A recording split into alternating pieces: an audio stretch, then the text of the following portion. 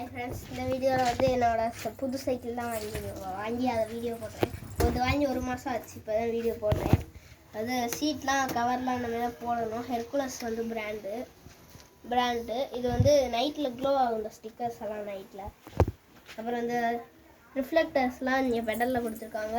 பின்னாடியெல்லாம் எல்லா இடத்துலையுமே கொடுத்துருக்காங்க. இங்கே அப்புறம் ஸ்டாண்டெல்லாம் நல்லா ஸ்மூத்தாக இருக்குது பாருங்கள். இப்படி போடுற மாதிரி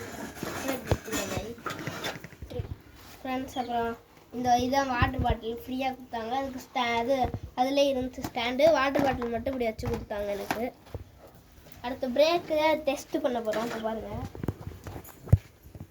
இப்போ பாருங்கள் தூக்கிக்கிறேன். ஃபஸ்ட்டு பின் பிரேக்கு, கிச்சன் பிரேக்கு, கட்டை பிரேக்கு.